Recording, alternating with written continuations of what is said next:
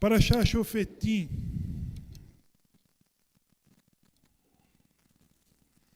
A Parashá Shofetim, ela nos coloca, é uma necessidade que temos sobre juízes, sobre justiça, de que nós rezamos 2 vezes ao dia, na Amidá, dizendo: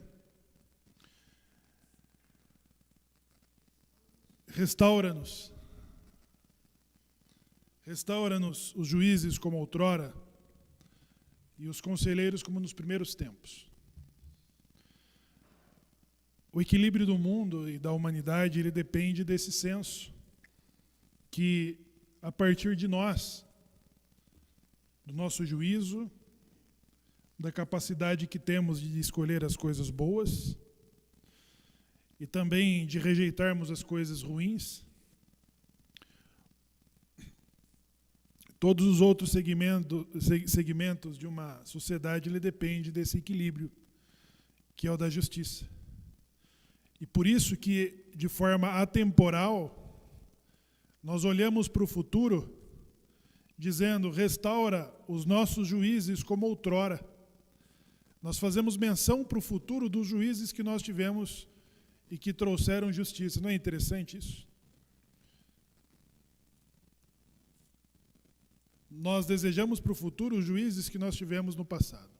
Restaura os nossos juízes como outrora e os nossos conselheiros como nos primeiros tempos. A liderança que levou o legado de Abraham, dentre os atributos para reinar e trazer justiça, o julgamento, o julgar a si mesmo, foi um dos grandes atributos que se destaca a Judá em relação a Efraim. Efraim, descendente de Rahel, ele é aquele conquistador, desbravador que conquistou toda a terra, sempre fazendo frente. A missão de Israel, sempre um filho de Rahel fez frente. Quando no sonho de José a seus irmãos, ele dizia: olha, eu tive um sonho em que os feixes se juntavam diante dos meus. E de um outro sonho de que as estrelas, 11 estrelas, o sol e a lua se dobravam diante dele. E esse momento foi aquele em que Jacó volta do seu exílio da terra de Lavã, se estabelece em Eret Israel, e ele entende nessa chegada de que agora ele tem esse descanso de Eret Israel. Mas não, o que Deus estava preparando a Jacó iria acontecer através de José. José, ele antecipadamente ele é levado ao Egito, aonde ele vai preparar o caminho do exílio de Israel, onde ele ficaria pelos seus 230 anos. Mas quem poderia entender? Se o patriarca não compreendeu, quem poderia entender? No repúdio de seus irmãos, o patriarca Jacó diz: esperarei nisso. Vai que ele tenha razão. E o filho de Rahel, então, prepara esse caminho para que o exílio seja garantido, para que o tempo determinado por Deus seja dado às nações, conforme ele estabeleceu para Abraham, dizendo: quando se completar a medida da iniquidade dessas nações, seus descendentes herdarão aquela terra. Dos 230 anos, Jacó ainda não estava no seu lugar de descanso. Mas ele e todos os outros filhos, com exceção de José, acreditavam de que ali, definitivamente, eles se estabeleceriam como a nação de Israel. E não era isso. Eles ainda deveriam passar pela opressão, pelo exílio e saírem como nação. Mas foi a José que Deus deu essa compreensão da onde viria Efraim. Então José disse: José se antecipou e foi ao Egito. Foi levado ao Egito. Se tornou governador do Egito e preparou o caminho que chegada de Jacó. Quando Israel sai do Egito,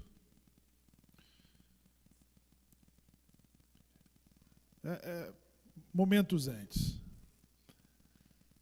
o protagonismo do legado de Abraão ele é distribuído por duas famílias. Para a família pelos descendentes de Leá e pelos descendentes de Rachel. Judá, no mesmo tempo em que José era escravo no Egito, Judá se apartou de seus irmãos. E foi através de Tamar, sua nora, com quem ele teve 2 filhos, que Jacó mostrou o potencial de julgamento. A mulher que tinha condições de denegrir, envergonhar e condenar Judá, ela não fez. E essa mulher foi Tamar. E quando a mesma foi apresentada pelo culpado Judá ao tribunal, essa mulher revelou, diante da pergunta do juiz, dizendo: de quem é o filho que você está esperando? Ela falou: do homem a quem pertence esses objetos. Só ela e Judá sabiam. Judá teve a oportunidade de ficar quieto, de ficar em silêncio e de até permitir que Tamar fosse condenada à morte. Mas ele não fez. Ele disse: ela é mais justa do que eu. E eu sou o pecador. Eu sou o pai das crianças.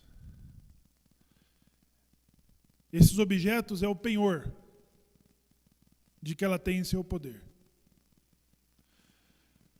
O mesmo Judá, quando a fome chega a Israel, ele convence seu pai, Jacó, dizendo que levaria Benjamim como penhor, levaria Benjamim como fiador, e de que se ele perdesse Benjamim, os seus filhos seriam dados no lugar dele. Acontece que o faraó, na pessoa de José, decidiu deter Benjamim como o culpado do sumiço do cálice. E junto a todos os seus irmãos, as 12 tribos, Judá novamente diz: o nosso pai, Jacó, teve 12 filhos. E um morreu. E se esse filho acontecer-lhe alguma coisa, o nosso pai descerá à sepultura em amargura. Então que fique eu no lugar do moço e libere o moço para que o meu pai não vá à sepultura com amargura. Foi quando José, pai de Efraim, vai se revelar como José, o irmão, antes vendido como escravo. Quando nós falamos de uma paraxá Shofetim, de estabelecer juízes e policiais nas cidades, nós precisamos ter em nós mesmos esse potencial de nos julgarmos. Julgar as nossas limitações, julgar as nossas falhas. Um juiz em que muitas vezes nós personificamos em nossas casas, entre um filho e outro, como conselheiros, como negociadores, como pai e mãe de família, como também em outras questões da vida. Nós precisamos aprender a julgar a nós mesmos com a mesma equidade, com a mesma sinceridade. Então vejam. O penhor que ele deixou na mão de Tamar era a sua capa, seu cajado e o seu sinete, que prefigura exatamente o que todos os profetas, como o próprio Jacove, o próprio Moshe Rabbeinu, Bilã, falou da excelência que se destacaria da família de Judá como aquele que reinaria sobre a Judeia, para julgar. Aquele que foi chamado para louvar a Deus, que foi chamado como objeto de louvor, antes de mais nada, ele precisa julgar a si mesmo. O Midrash conta de um grande rabino na Rússia, na União Soviética, e que, a caminho do tribunal, ele foi favorecido por uma gentileza de um homem, pelo caminho, que pela ponte estreita o homem deu a preferência para que o rabino, o juiz, passasse pela ponte. Quando o rabino, o juiz, chega no tribunal, o homem de quem ele tem que julgar é aquele que antes o favoreceu no caminho, dando preferência para ele. O juiz se declarou parcial para não julgar aquele caso, porque antes ele tinha sido favorecido pelo homem a quem ele deveria emitir um decreto, e que aquele favorecimento, em hipótese alguma, influenciasse a sua decisão. As nossas decisões, e que na maioria das vezes nós ficamos expostos ao olhar das pessoas, e que temos a chance de revelar isso ou não. Nós podemos nos expormos num ato de justiça ou podemos ficar quietos e não sermos levados à exposição. O Salmo 17 é uma oração de Davi, a quem antes ele fala assim: sonda-me, ó Deus, e veja se há em mim algum caminho impróprio, e testa-me. Os sábios dizem que Davi tinha pretensão de ser colocado entre os patriarcas. Os patriarcas que foram validados na profecia de Bilã.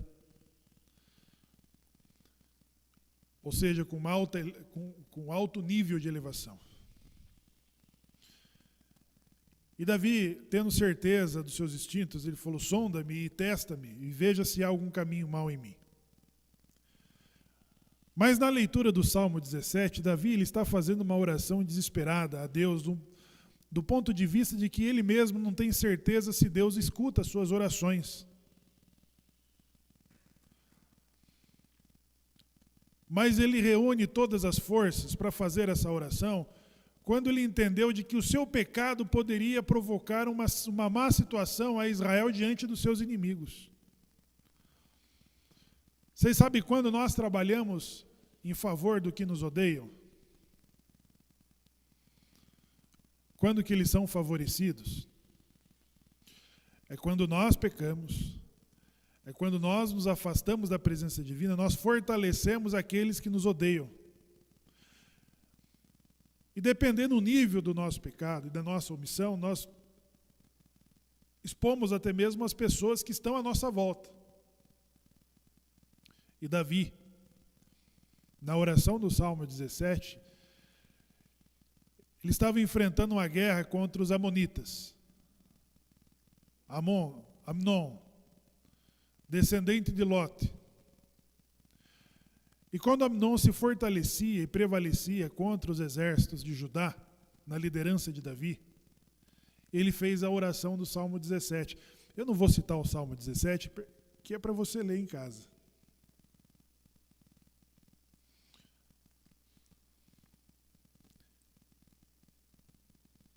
E nesse salmo,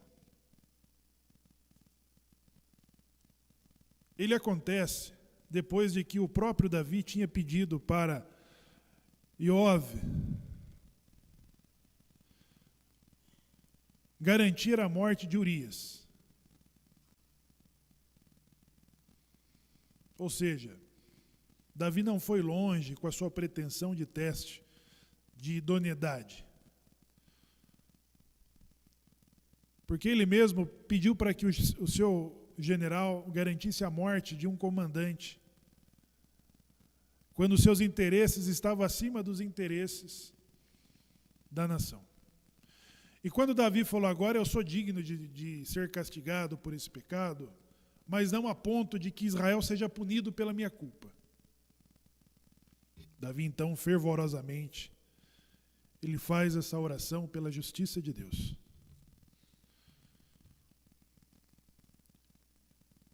Como é ruim quando nós temos que andar muito com o silêncio dos nossos pecados. Quando eles não são expostos, quando eles não são julgados por nós mesmos, nós abrimos um precedente para que ele seja julgado por outro. Quando nós falhamos na instância, qual que é a primeira instância? Qual que é o primeiro tribunal em que nós devemos ser julgados e analisados? Absolvidos ou culpados? Qual é a primeira instância? É nós mesmos. Quando essa primeira instância ela comete alguma falha, nós somos levados para ser julgados por um outro tribunal. E a exemplo de Davi, depois da oração do Salmo 17, tempos depois, o profeta Natã vai ao encontro de Davi. Ele vai ao encontro de Davi dizendo, olha Davi, olha rei, há um súdito muito rico, mas muito rico, dono da Friboi, mas não são o Joesley Batista, é outros.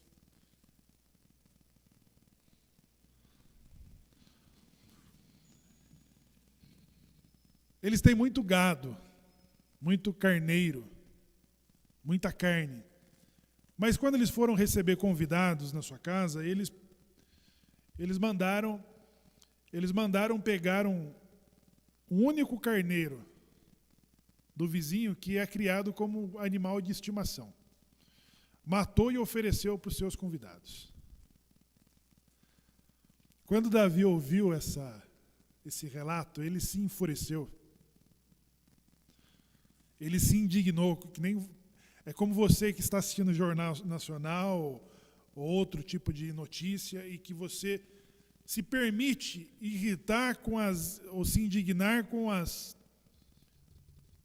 coisas em que acontecem à nossa volta. E Davi se inflamou de tal forma que ele chegou a emitir um decreto dizendo, tal homem é digno de morte.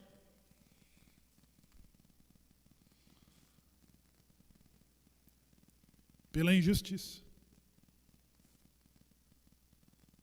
Mas depois, ele emite ao profeta Natã que se cumpra de acordo com a lei. Que aquele que roubou o animal restitua 4 vezes a ele. Mas o profeta Natã disse, esse homem é você, Davi. Esse homem é você.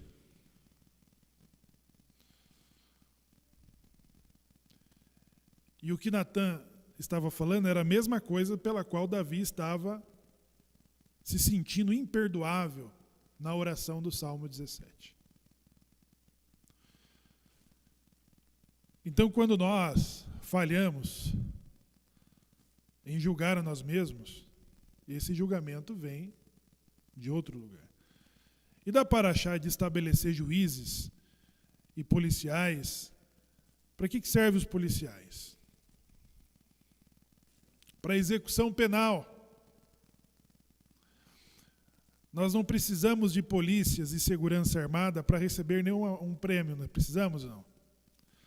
O ganhador da Mega Sena precisa, se não de escolta, mas não de polícia penal, para isso. Os policiais, eles executam as penas de que nós rezamos, Torá, mitzvot e Hukim, mishpatim, leis, estatutos, preceitos e juízos. Os juízos que são executados. Os juízos que são executados contra todas as nossas transgressões.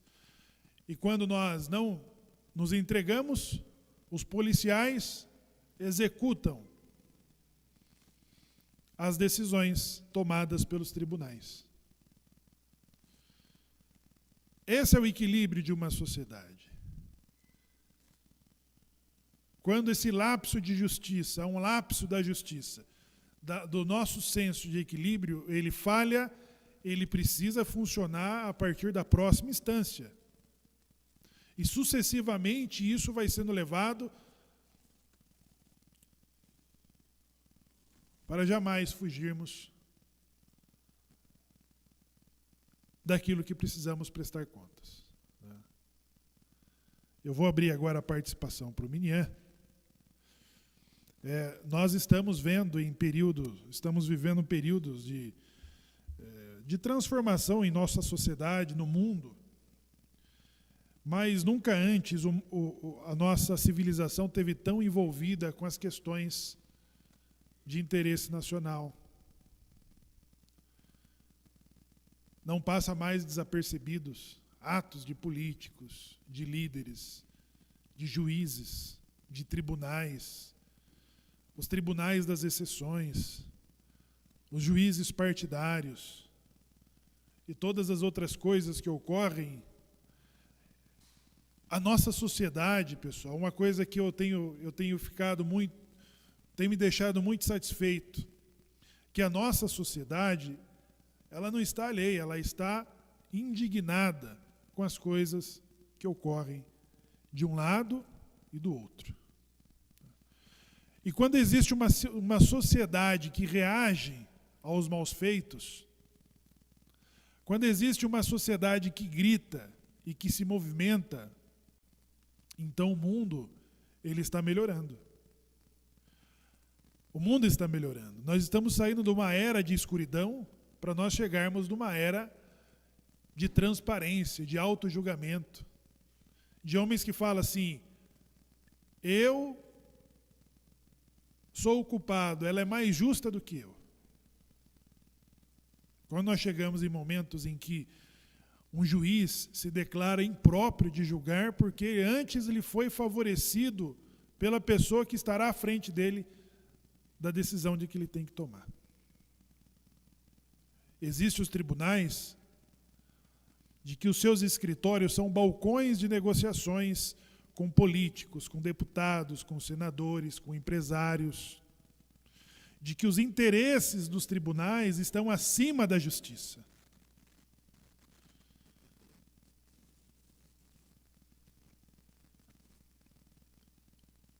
E o povo reage. O julgamento de Shilomo, de Salomão, filho de Davi, sobre o impasse das mães, das duas mães que reivindicavam a maternidade do mesmo filho, aquele julgamento ele ganhou repercussão nacional, internacional. Saiu no The Guardian, saiu em qual outro?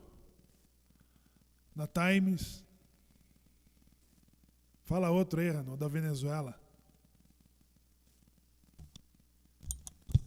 Não, na Venezuela chega a CNN, tem aqui? A CNN. BBC. Tá bom. A Globo é um grande canal de comunicação. A repercussão, Patrick, foi alta. Qual será a decisão? Qual será a decisão?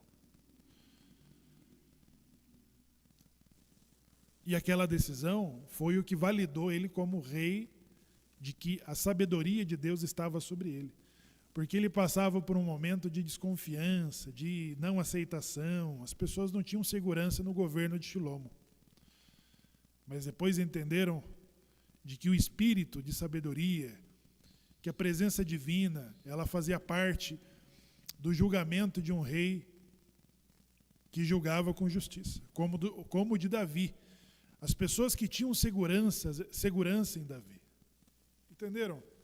As pessoas tendem a não aceitar essas transições. Moisés envelheceu, mas os seus filhos não tinham a fama de Moisés. E Moisés encontrou resistência a partir do momento em que as pessoas perceberam de que os filhos de Moisés poderiam ser o sucessor dele. De quando os filhos de Samuel, o profeta, poderiam ser os possíveis sucessores dele. De que os filhos de Eli, do qual a fama era repulsiva. Meu Deus, nós poderíamos ter no Supremo Tribunal, no Palácio do Planalto, na Rabanute. Entenderam o efeito?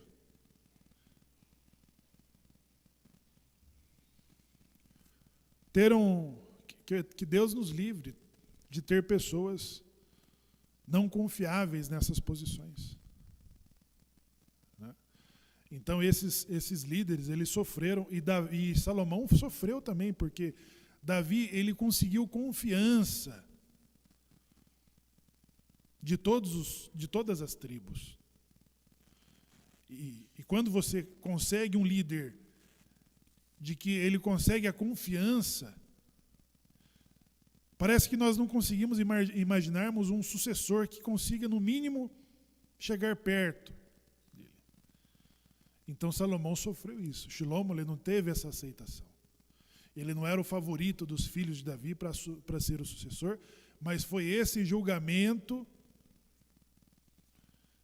que convenceu todas as tribos de Israel de que ele era o filho, de que a sabedoria e a presença divina estava sobre as suas decisões.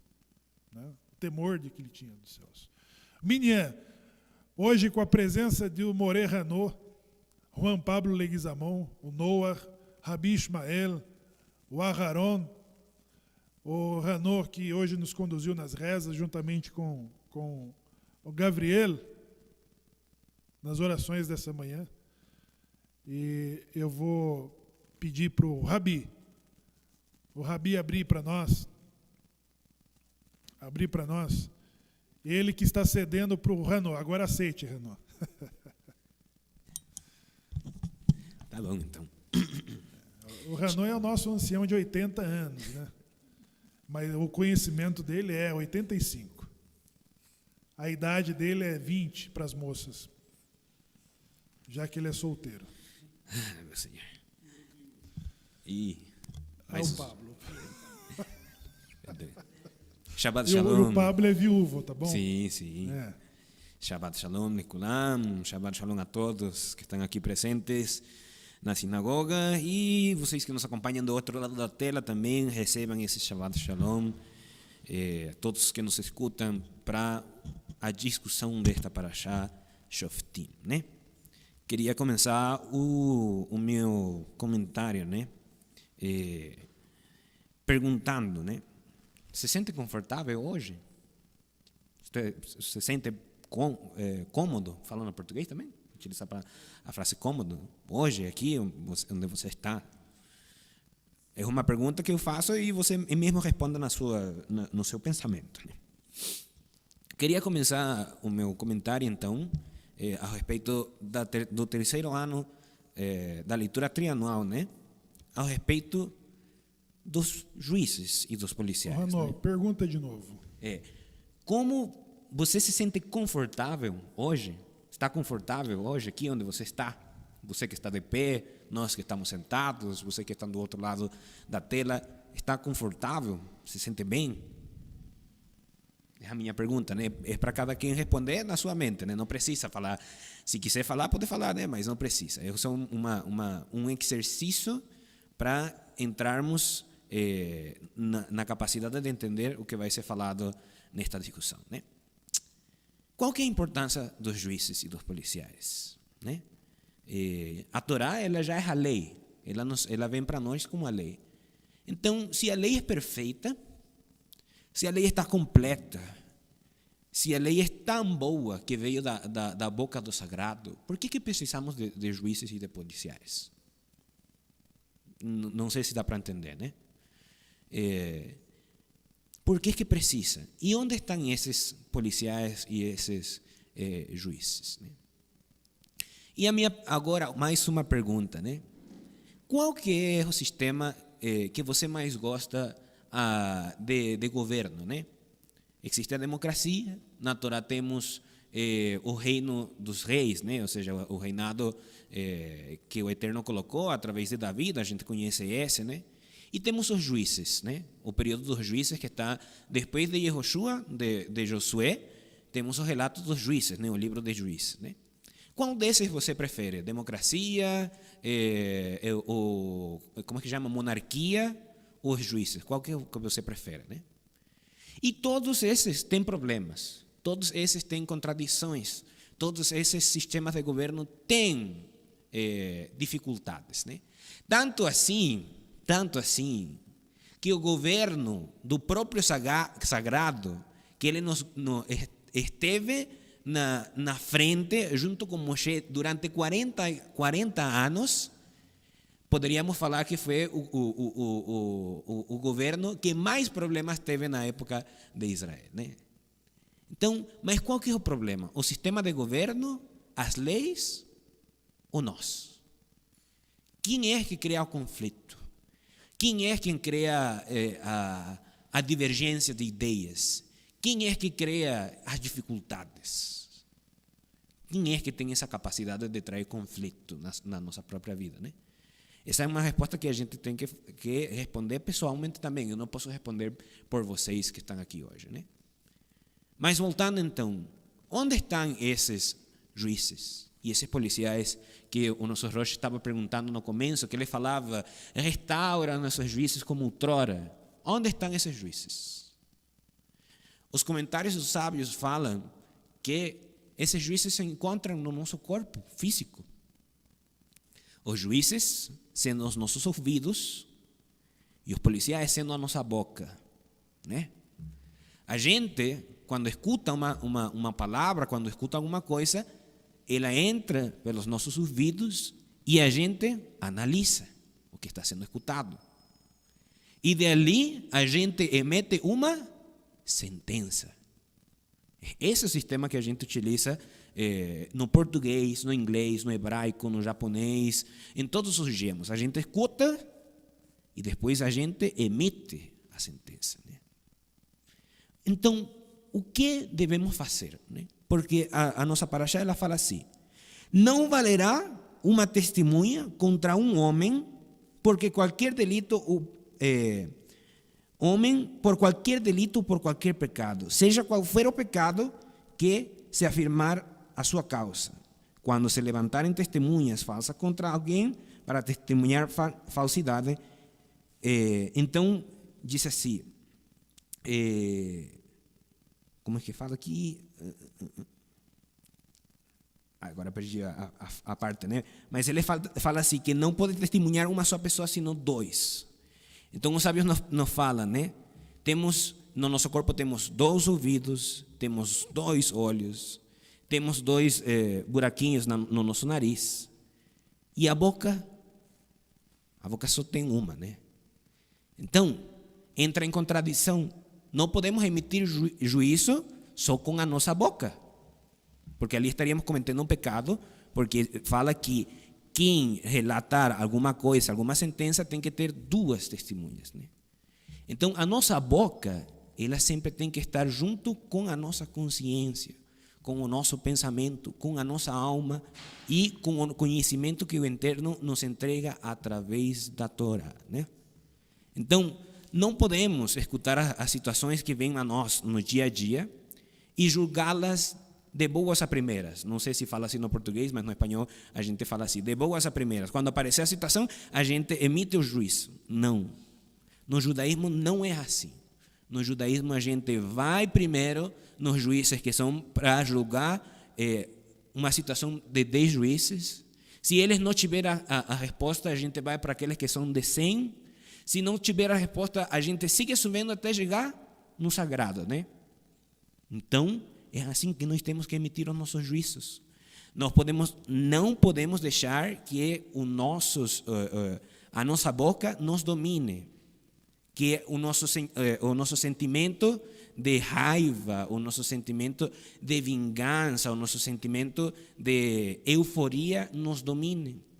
Temos que ser conscientes que as coisas que saem da nossa boca trazem juízo, tanto para aquela pessoa de que nós estamos falando ou daquela situação de que nós estamos falando, quanto para a nossa própria vida. Então, seja muito cuidadoso quando emitir um juízo, né? Por isso é que a boca é representada pelo policial, porque o policial ele pode colocar na cadeia aquele que está fazendo ou seja, aquele que está sendo de que está sendo falado, quanto como você que está falando mal do caso, né? Então, acho que esse vai ser meu comentário por enquanto.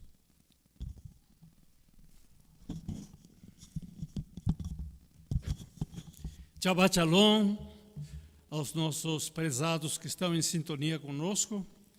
Agradecemos muito a você que está em sintonia, escuchando-nos. Justamente estamos falando de esta parashá, Sofim, questão de juízes. E esta parashá justamente trata de justiça social.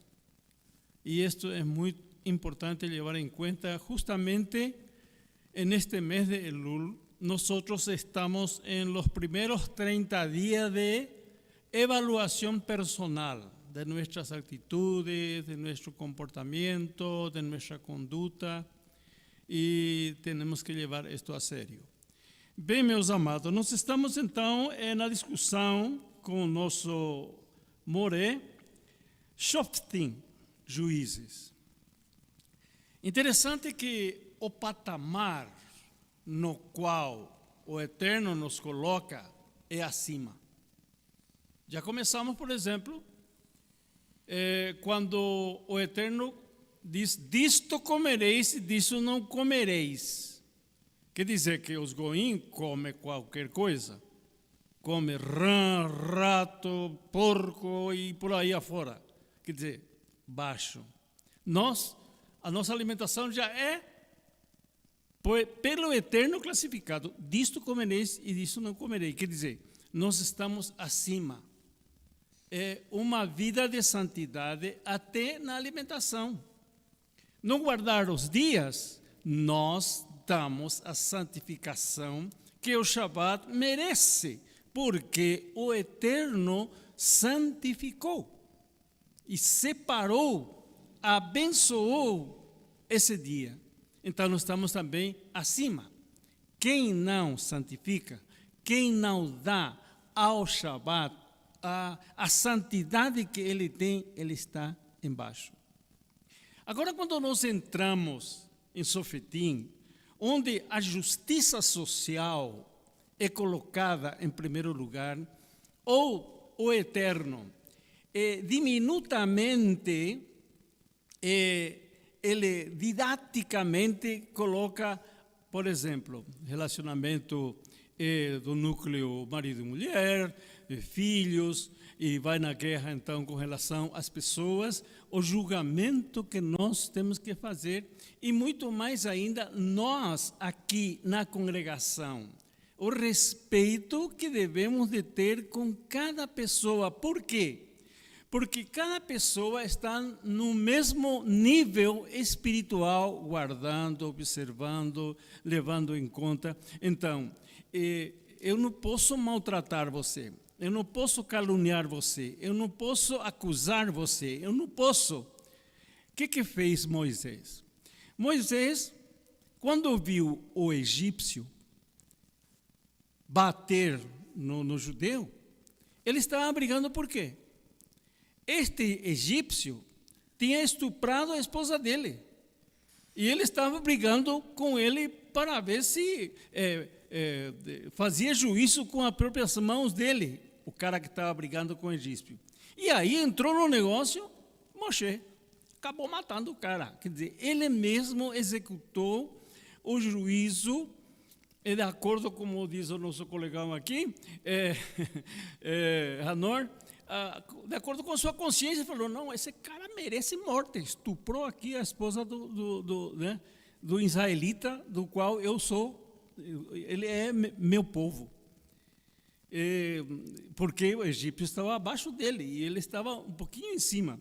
Mas um exemplo de executar o juízo com as próprias mãos.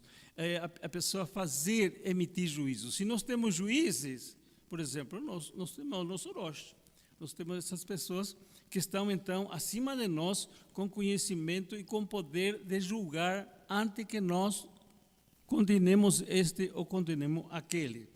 Então, Sufetim trata de justiça social. Quando vai na guerra, como que tratar, o espólio da guerra, as mulheres, as crianças, enfim, o que ele podia fazer. Não podia transpassar o limite. Isso é muito importante. Não poder atravessar o limite, quer dizer, eu tenho que respeitar até onde eu posso ir, e daí começam os teus direitos, daí começa o teu amor próprio, que eu posso ofender, que posso pisotear, que eu posso, em castelhano decimos, malchitar, tildar, manchar com o meu comportamento. E uma outra coisa, negócio de falso testemunho, que você falou, nós não podemos acusar sem ver, sem comprovar. E uma outra coisa nessa, as normas da guerra que eu já falei, oferecer paz, oferecer esse aqui para mim é muito interessante. Se eu vou brigar com você, Hanor, é melhor eu procurar a paz contigo. Vamos conversar, vamos dialogar, vamos colocar isso aqui no lugar onde deve estar. Eu que te ofendi, então eu te peço perdão. Você que me ofendeu. Interessante é que às vezes nós ofendemos as pessoas sem saber. Por que você me cumprimenta desse jeito? Shalom. Nem olha para a minha cara. Você me ofendeu. Mas quando? Quando que eu te... lá no refeitório você falou, você cumprimentou, todo mundo não cumprimentou a mim. Mas eu não sabia. Então sempre o ofensor, às vezes, não sabe que ofendeu. Por isso precisa haver o diálogo. Franco, diálogo de respeito. Não eu vou começar a falar com o Hanor e já estou massacrando ele. Já estou gritando com ele, já estou pisando nele. Não. Entre nós que estamos nesse patamar espiritual, acima dos goim, onde ele tira um revólver, cutelo e vai, e porrada por todo lado, desculpa a expressão, pancada por todo lado. Não, nós somos de diálogo, usar a inteligência, usar a sabedoria, porque aqui na nossa Beit nós temos que ter paz, aqui na nossa Beit nós temos que ter harmonia, aqui na nossa Beit nós temos que ter valorização daquele que prepara o kiddush, daquele que está lá na cozinha repartindo os bolinhos, enfim, aquele que limpa, aquele que dirige, aquele que fala, aquele que reza, aquele que faz o serviço do Hazan, aquele que faz a leitura. Tudo isso é importante nessa massa que nós constituímos, e isso nos dá força, isso nos dá pujança, para estarmos cada vez mais unidos, cada vez mais coesos, cada vez mais com um só pensamento. Agora nós temos nossa festa, nós temos agora Rosh Hashanah. Como é? Estamos fazendo nossa inscrição, vamos recolher a taxinha, porque isso é para a compra de alimentos. Vamos mostrar nossa união, não vai dizer assim, eu não tive dinheirinho da taxinha, eu não vou. Não, eu vou, nós vamos. Justiça social, que a nossa paraxá trata. Obrigado.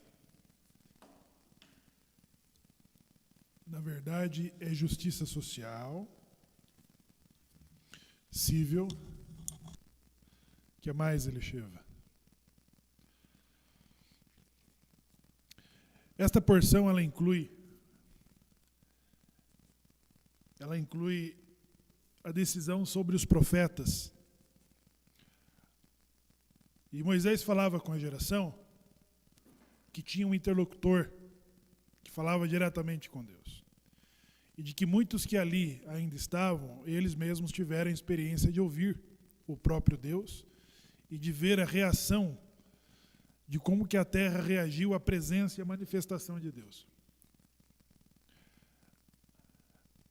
Mas também eles estavam entrando para uma terra em que o costume daquelas nações era de prever, de se antecipar em relação aos negócios, aos jogos, às decisões,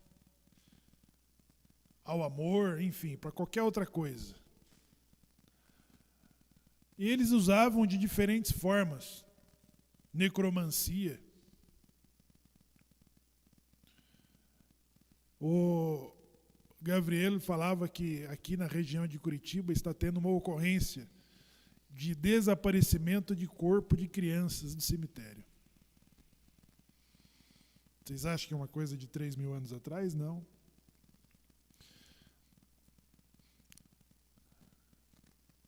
Eles se valem das vísceras de um animal ou até de uma pessoa que morreu para conseguir se antecipar ao futuro. As feitiçarias, as bruxarias. Não é uma coisa de outro mundo, é uma coisa muito presente. E as pessoas que precisam, em função da escalada social, econômica, se manter à frente, ó as eleições. Então tem pessoas que se valem. Lembra de Balaque? Balaque contratou um feiticeiro para resolver uma demanda. A mãe de Ná chegou a oferecer o 0800 lá na TV.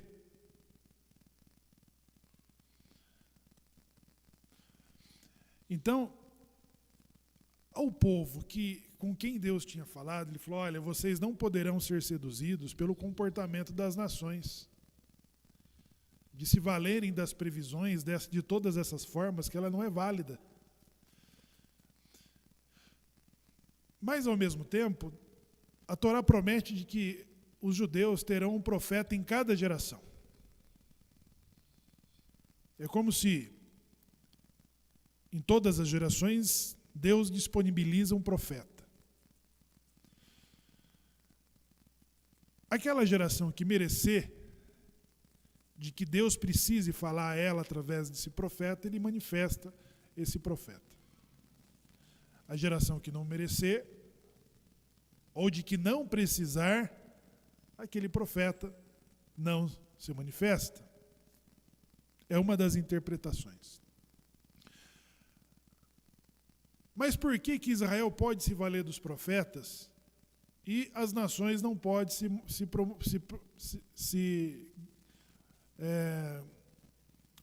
se anteciparem através das suas magias? Essa é a diferença. A diferença é que os interesses de Israel, ou a necessidade dos profetas a Israel ou aos judeus, ele se dá por uma questão coletiva, nacional, de orientação nacional, de admoestação coletiva, de admoestação nacional, não por interesse próprio, egocêntrico, egoísta. Eu preciso ganhar na Mega Sena. Quem não precisa? Agora, a diferença de como que as pessoas se valem para chegar aos resultados ou se antecipar. Então, se valer, a forma como as nações se valiam, se antecipavam em relação às suas profecias, era como você está fazendo a prova do concurso, do vestibular ou do Enem, fazendo a prova com gabarito. Tá certo ou não? Ou você está jogando com as cartas na manga, tendo vantagem.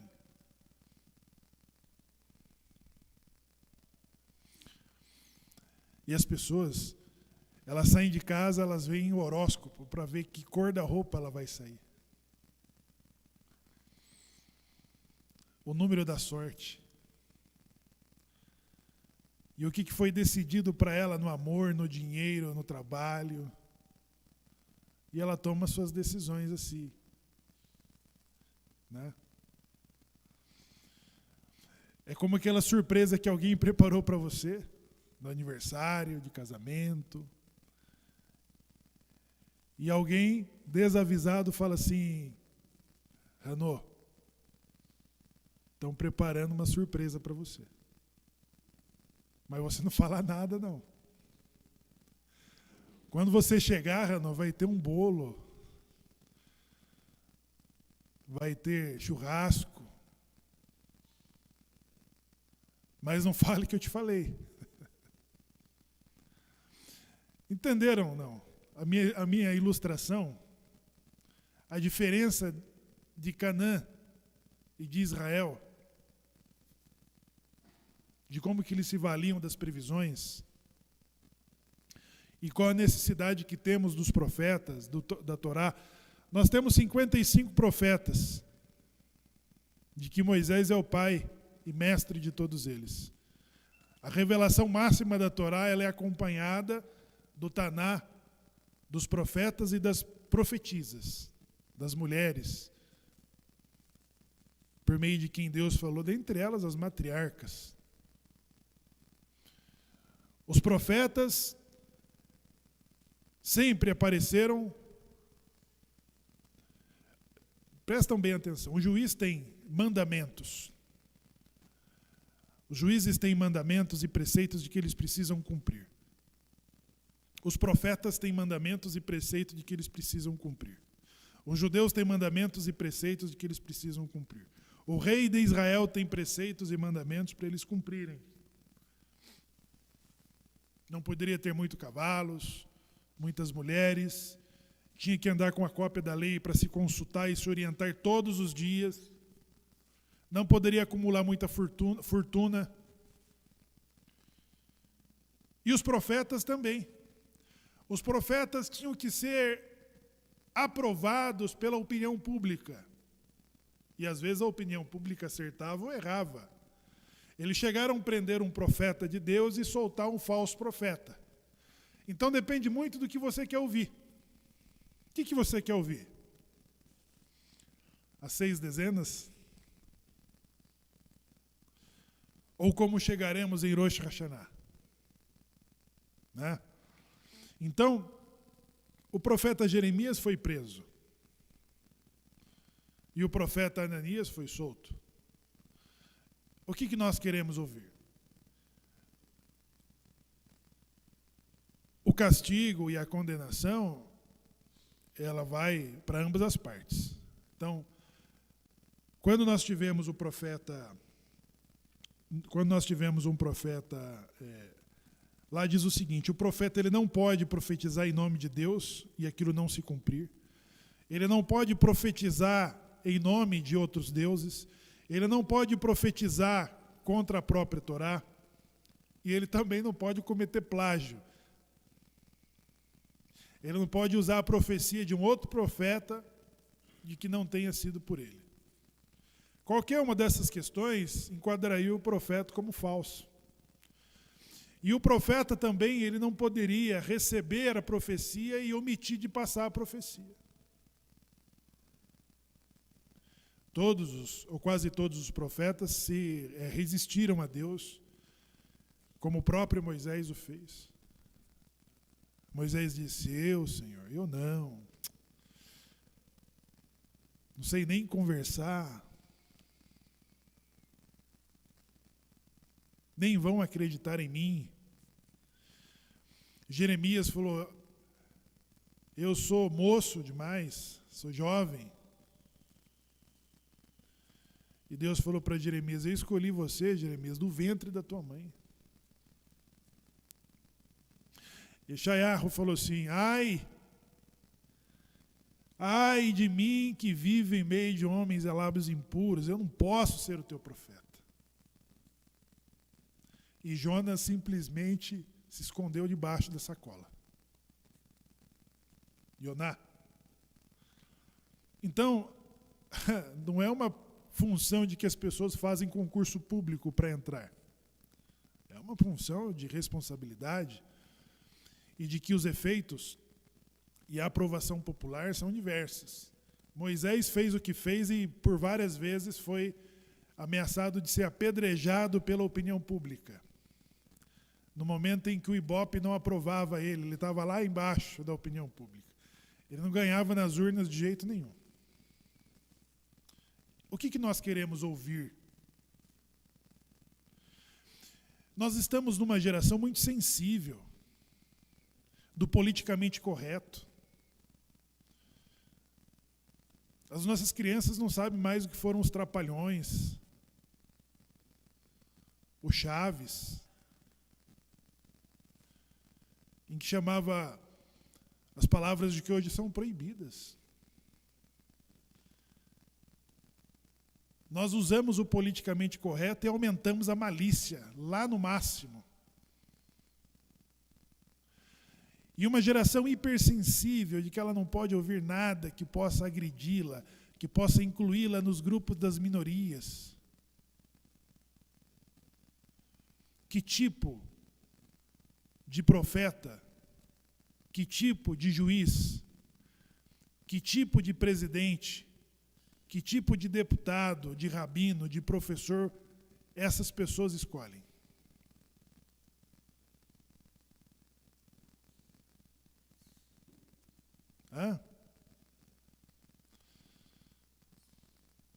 Voltando na pergunta do Rano, estão todos tranquilos? Estão todos seguros? Sentem-se todos bem? Então, pessoal, os profetas têm os seus critérios de falarem aquilo que tem que ser dito. E de xingar se for necessário. Qual foi o profeta que surrou? Que bateu? Entendeu? Eu não prestei o serviço militar, mas eu me arrependi por não ter me esforçado para isso. Porque a disciplina, eu acho que nós precisamos viver. Eu não estou pedindo o teste de Davi do Salmo 17, não, para que Deus me prove, e nenhum de vocês, mas que nós possamos ter resiliência, poxa. Um pouco de maturidade, não sermos levados numa hipersensibilidade como os europeus estão vivendo. Né? A ponto de não reconhecerem os gêneros. Rano. Desculpa ali, né? Por isso que eu fazia a pergunta no começo, né? E vou fazer mais uma pergunta ainda. Somos filhos de Jacó ou somos filhos de Israel, né? Pode perguntar qual que é a diferença se é a mesma pessoa. Ben Jacó. Ben Israel. Sabe qual que é o problema? Que Israel é a evolução de Jacó. E nós, dentro da Torá, somos conhecidos como Bené Israel. Por quê? Jacó era aquele homem que se dedicava a morar na tenda e estudar. Isso não está errado. Pelo contrário, está tudo bem. Sabe qual que é o problema? Que a bênção não vem só de estudar. Jacó, ele se tornou Israel em duas situações. A primeira, quando escutou a voz da sua mãe, e ele tomou ação em prol disso. Ele recebeu o quê? Recebeu a bênção do seu pai, da primogenitura. E a segunda vez, muito parecido, ficou sozinho, lutou com o Malar e recebeu o quê? A bênção. Nós, dentro da Torá, o Eterno nos chama Bené Israel, porque nós não podemos fazer como está sendo leída na Parashá de hoje no rito trianual. Vamos para a guerra. Mas eu sou um homem que ainda não morei na minha casa, tenho que voltar para a minha tenda, como Jacó. Mas eu plantei não sei como chama, o lagar, aquele onde está a uva para fazer o vinho, e não provei ainda do meu vinho, vou voltar para a minha tenda. Exato. Não. Israel, É aquele que toma a renda e vai e pega a bênção. Isso é o que nós temos que aprender. O povo de Israel, ele não pode cair no conforto. Sabe? Por quê? O conforto é ruim? Não, mas é perigoso. É muito perigoso, porque o Senhor estava trazendo o relato de Yosef. Mas também a Parashá entra perfeitamente no relato de Purim. Purim que se assemelha a que festividade? A que outra festividade? A Yom HaKippurim, o dia do juízo. Exato. Por que estou falando que tem a ver Purim com o que nós estamos lendo? A Parashá começa falando de aquele que presta falso testemunho que acontece com ele. Ele é sentenciado àquela sentença que ele estava tentando colocar na vida da outra pessoa. Quem fez isso? Com quem aconteceu isso? Com Amán. Ele colocou um decreto sobre as nossas vidas, as vidas dos nossos ancestros, e, por ser falso, a sua vida acabou com a sua própria sentença. Igual, os Bnei Israel nesse momento da história de Purim, eles estavam muito tranquilos nas suas casas, como já tem acontecido muitas vezes dentro da história do povo de Israel, na Galut. Muito tranquilo em Europa, muito tranquilo em América, muito tranquilo no reino de Ahasverosh. E do nada acontece uma situação assim. E depois do que aconteceu com Amán, eles tiveram que tomar as armas para se defender. E se defenderam, que é o que estava falando aqui também a Parashá. De que aqueles que tivessem coragem tinham que ir e conquistar aquilo. Né? Então, não.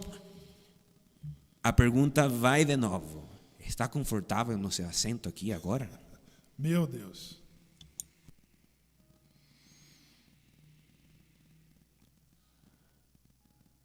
É isso, pessoal. O conforto, às vezes, nos tira. As circunstâncias cômodas nos tira da zona de conforto em que temos que defender. Né? O que inclui nessa Parashá a política da guerra, de oferecer paz, de oferecer a diplomacia, e que na recusa da paz e da diplomacia, os judeus que vão à guerra, como que chama a IDF? São as forças de defesas, né? Ou seja, o nome ele já indica o que a Torá nos ensina, de defesa. Nós estamos à margem de uma guerra com o Irã. O Irã declarou recentemente que chegou a 60%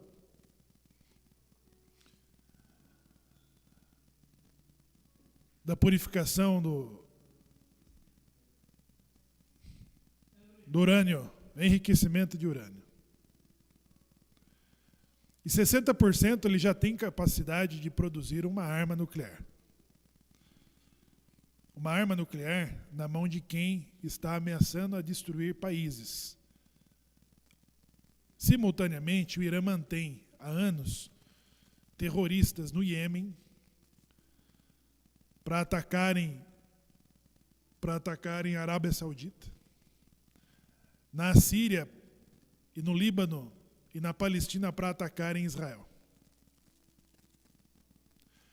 Em 2015, o Obama fez um acordo nuclear com o Irã, em que a América e a Europa estavam financiando o Irã enquanto ele estava ali produzindo, enriquecendo urânios com pouca vigilância internacional. Em 2018, Trump, ele cancelou o acordo e lançou sanções contra o Irã. E agora, a política do desgoverno Biden derrubou as interdições feitas pelo Trump em 2018. Qual é o resultado disso, pessoal? Aí você tira a polícia dos morros do Rio de Janeiro. Facilita. Você facilita para o mal prevalecer. Entendeu? É esse o resultado. Nós temos o Irã, e Israel tem intolerância zero com armamento nuclear na região, porque Israel não tem como se defender de países agressivos como potências nucleares. E vai desencadear a fila de que já está a Síria, de que já está os países da a Jordânia. Então o Irã não pode ser o primeiro a ter a sua arma nuclear, e por isso que Israel, toda vez, há anos, vem combatendo a possibilidade de que o Irã se arme nuclearmente. Entendeu? Então, pessoal, quando necessário, quando esgota a diplomacia, de que Israel se vale das Nações Unidas, governo Bush, Trump, Obama e Biden sempre favoreceram as políticas hostis contra Israel.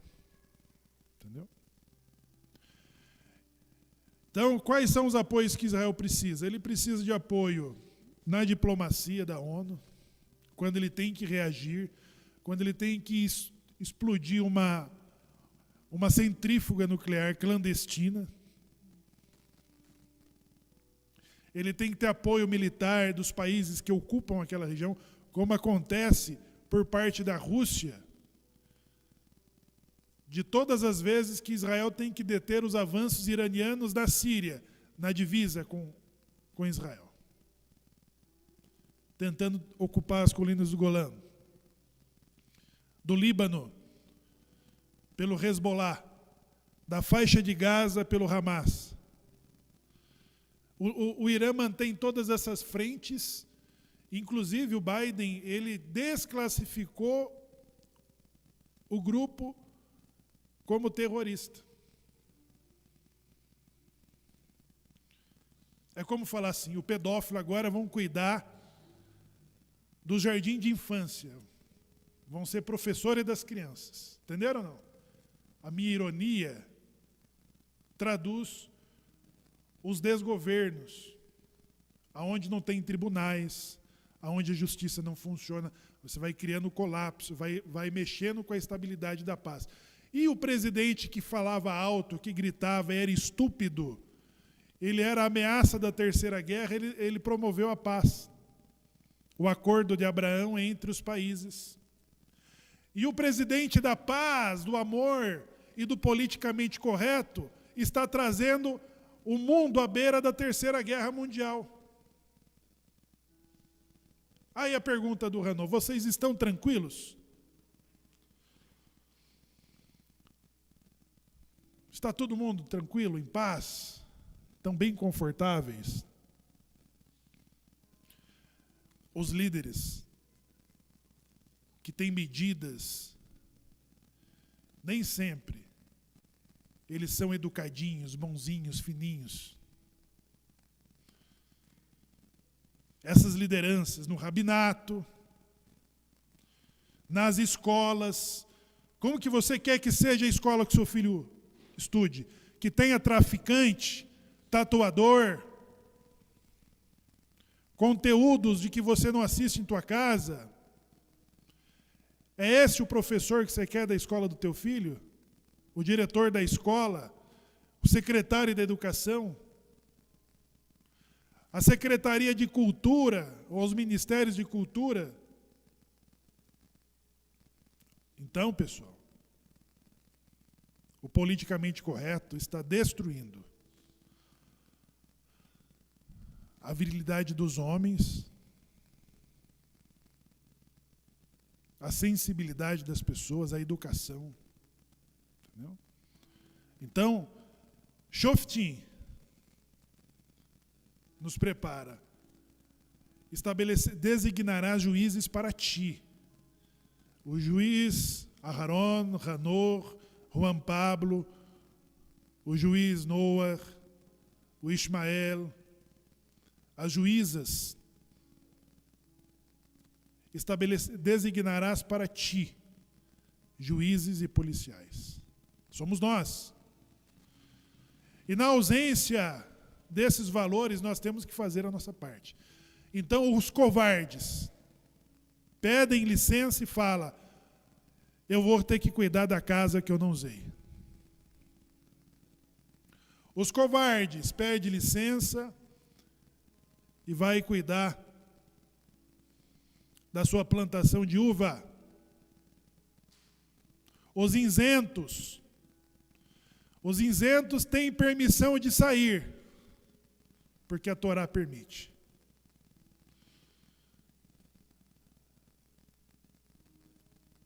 Mas na hora em que nós não temos a possibilidade de a diplomacia esgota, aí nós temos que pegar nas armas para defender os limites do teu portão, da porta da tua casa, onde está a sua mezuzá, os direitos do teu filho e da tua esposa e da tua casa. Aí, não temos permissão nem para cuidar da vinha, nem para quem está se casando, não há. Todos estão convocados para a guerra. Quando nós somos atacados, não há permissão de isenção. Não há. Não há como você votar nulo. Não há como você falar: eu não vou para esse nem para aquele. Não.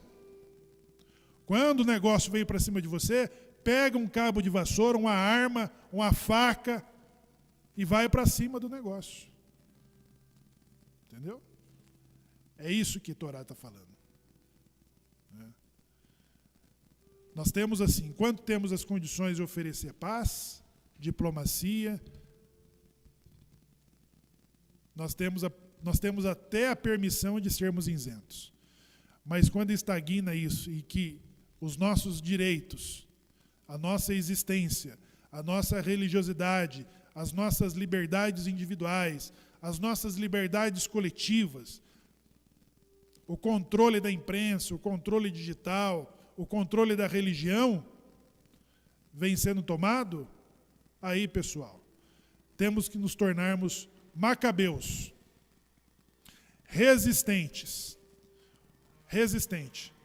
Resistir a Ramã, resistir aos Seleucidas, resistir à imoralidade, resistir à injustiça, resistir à corrupção, sermos intolerantes, né? Vamos para cima. Está pronto, Ismael? Então vamos para cima.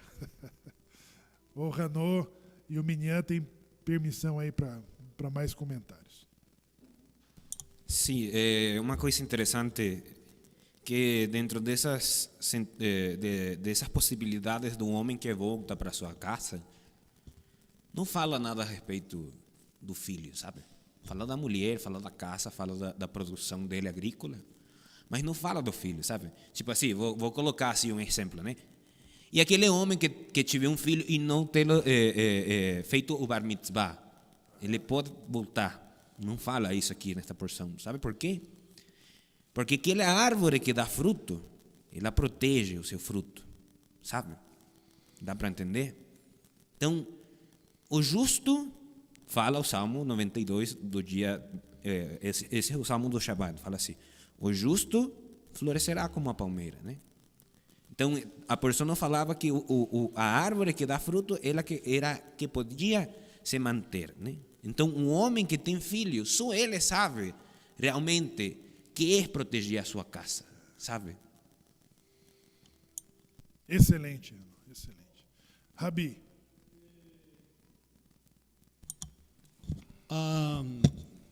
Aqui está falando o seguinte, que deviam ser eliminadas aquelas nações para que os nossos filhos não aprendam os seus costumes. Então, as nossas crianças são incluídas e que hoje nós temos que vigiar, revisar o caderno deles, o que eles estão aprendendo, o que eles estão ensinando. A Rutinha ontem à tarde estava comentando o que a professora falou lá e que ela falou da Torá e tal. Então, interessante que aquilo que nós semeamos nas nossas crianças, em qualquer lugar eles brilham. Em qualquer lugar, a luz da Torá que está semeada neles, graças ao exemplo do papai e da mamãe. E aqui nós todos que damos importância, ele tem a classe deles, a professora deles, cada semana é postado pela Dara uma orientação para os pais que não vêm na sinagoga para darem para os seus filhos. Então, eles estão incluídos e nós precisamos cuidar. Principalmente quem tem celular e já tem liberdade de entrar na internet e ver porção de coisa. Hoje, a socialização das pessoas estão sendo criada um obstáculo, porque igual um amigo meu chamou o pessoal na casa dele para um bate-papo, aí todo mundo sentado na sala e cada um no seu celular. Aí ele recolheu todo o celular e falou: escuta, pessoal, eu chamei vocês aqui para ter um bate-papo aqui, agora cada um com seu celular, não dá para bater papo nenhum. Então, eu quero uma socialização, já que vocês são meus amigos, recolheu todo o celular e colocou lá no lugar para que houvesse esse diálogo. E até nas casas, hoje em dia, cada filho com um celular, até essa interação que devia haver entre pais e filhos, não há. Coisa que nós temos que cuidar, senão perdemos até os nossos filhos de dialogarem conosco, perdem o costume de conversar com a gente. Eu até, ontem à noite eu não tive a minha explicação, mas eu coloquei ali. Eu fui numa reunião de líderes lá em Porto Alegre, aí então cada um tinha que contar alguma coisa diferente. Aí um médico falou: bom, eu tenho que contar alguma coisa que aconteceu na minha comunidade. É o seguinte, eu tenho um filho de 14 anos e todo dia ele pedia para mim para falar comigo. E eu falava que não tenho tempo, porque já tenho que ir no consultório, que já tinha esperando por mim. E passou uma semana, e passou um mês, e ele todo dia falando: papai, eu preciso falar com o senhor. De repente, quando ele apertou a campainha para que o próximo cliente entrasse no consultório dele, foi o filho dele: papai, o senhor tem 1 hora para falar comigo e eu já paguei a consulta. Muito interessante. É isso aí, Roche. Obrigado, Rabi. Alguma participação das mulheres, dos homens, dos demais? Agradecendo a participação de todos vocês, da Parashá Shoftim. Estamos no mês de Elu. Estamos nos aproximando de Rosh Hashanah. Rosh Hashanah é o nome rabínico que se dá ao feriado bíblico de Yom Hadin, ou Yom Teruah. Yom Hadin é o dia do juízo.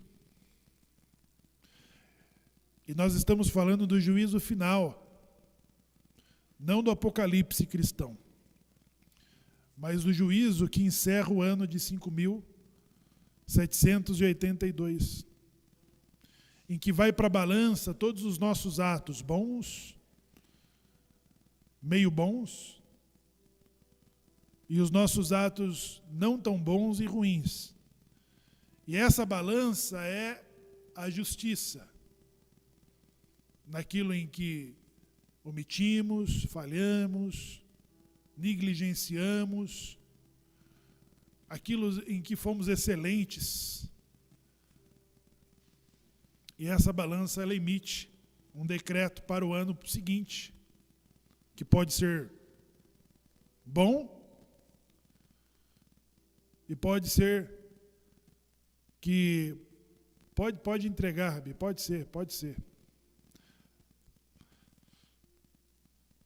E esse julgamento, nós teremos 10 dias para recorrer. Yom Kippur. Yom Kippur, o dia do perdão. E se nós buscamos perdão, nós também temos que desprender as pessoas que dependem do nosso perdão, do nosso voto de confiança, Sabe a pessoa que você emprestou dinheiro e não te pagou? Sabe ou não? E você chegar nela e falar, você precisa que eu te empreste dinheiro? Entendeu? É isso. O Samuel Klein, das Casas Bahias, todo Yom Kippur ele escolhia não sei quantos mil clientes das Casas Bahia e perdoava a dívida. O perdão da dívida, a absolvição. Nós precisamos aprender a liberar as pessoas, perdoar monetariamente, perdoar emocionalmente, né? E nos prepararmos para receber de Deus a absolvição de que nós também dependemos, para recebermos bons decretos, né, para o próximo ano. Certo, pessoal? Então, os profetas, as leis dos juízes, das guerras, esta porção nos dá a oportunidade de vislumbrarmos a terra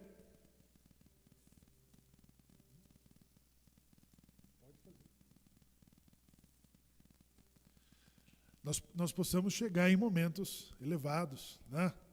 Momentos oportunos em que exercitamos a Torá, exercita em nós todos esses instintos, né?